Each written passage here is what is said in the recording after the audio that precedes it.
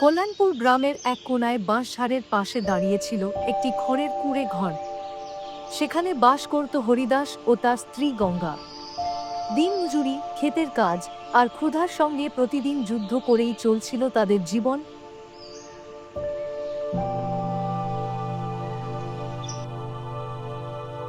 এই চা আমি কতজনকে বানিয়ে খাইয়েছি।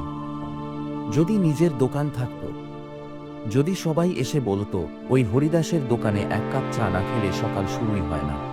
তারপর সে তার বন্ধুর কাছে গিয়ে তাকে সব কথা বলল। তোর স্বপ্ন তো খারাপ না হরে, কিন্তু টাকাটা কোথা থেকে পাবি?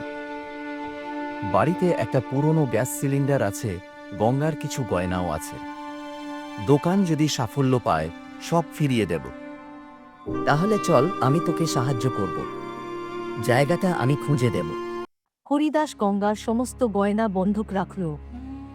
পুরনো সিলিন্ডার, একটা পুরনো খাটিয়া কেটে বানাল কাউন্টার।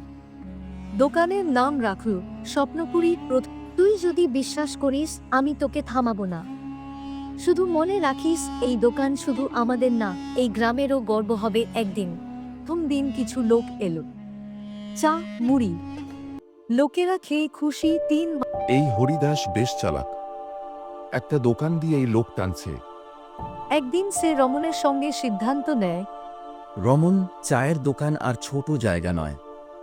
এবার আমি একটা রেস্টুরেন্ট খুলব, যেখানে গ্রাম আর শহরের লোক সব খেতে আসবে। 2 মাসের মধ্যে রেস্টুরেন্ট দাঁড়িয়ে যায়। নাম হয় স্বপ্নপুরী ধাবা। গেটের সামনে কল্যাণপুর লেখা, যেন সবাই জানে এটা এক গ্রামের গর্ব। বাবা, তুমি বলেছিলে হরিদাস কিছু করতে পারবে না। দেখো এখন দেখো, গ্রামের ধাবা বলে ওর নাম পেপারে উঠছে। ওই দিন স্বপ্নপুরী ধাবার উদ্বোধনে সারা গ্রাম ভিড় করে।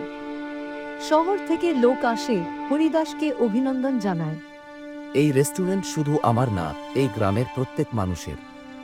আমি শুধু শুরু করেছি, কিন্তু চলেছি আপনাদের ভালোবাসায়। আমি হরিদাসকে ছোট মনে করেছিলাম। আজ আমি বুঝেছি, যার স্বপ্ন বড় তার পথও খুলে যায়।